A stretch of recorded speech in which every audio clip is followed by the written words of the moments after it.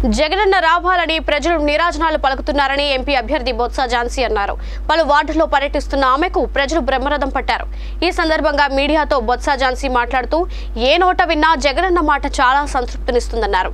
ఇటీవల జగనన్న సిద్ధం బస్సు యాత్రకు అక్కా చెల్లెమ్మలో కిక్కిరిసిన జన సంద్రోహం వైసీపీ ప్రభుత్వాన్ని మళ్లీ కోరుకుంటున్నారన్నారు. విశాఖ ఎంపీ అభ్యర్థిగా తనను గెలిపించి జగనన్న ఆశయానికి ప్రతి ఒక్కరూ తోడు కావాలని కోరారు.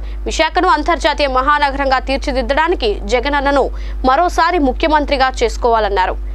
అనేక అభివృద్ధి కార్యక్రమాలు సంక్షేమం వైసీపీ ప్రభుత్వం అందించిందన్నారు. ప్రతిఫలంగా స్థానిక క్రిస్టియన్లు అన్ని వర్గాల ప్రజలు వైసీపీ ప్రభుత్వాన్ని గెలిపించుకోవడానికి సిద్ధంగా ఉన్నారన్నారు. ఎక్కడికి వెళ్లినా ప్రజలు బ్రహ్మరథం పడుతున్నారని, తప్పకుండా రానున్న సార్వత్రిక ఎన్నికల్లో వైసీపీ ప్రభుత్వం విజయం సాధించి తీరుతుందని ధీమా వ్యక్తం చేశారు.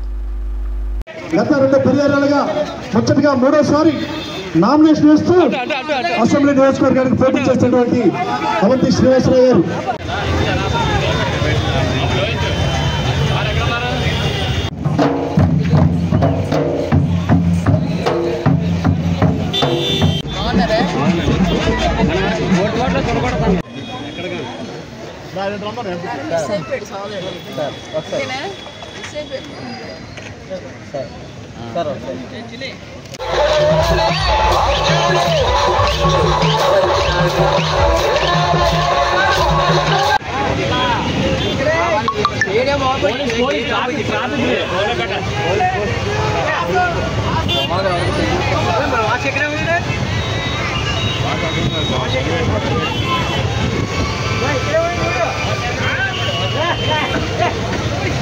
ఇద్దరు వాసులు ఎక్కడే ఉన్నారు.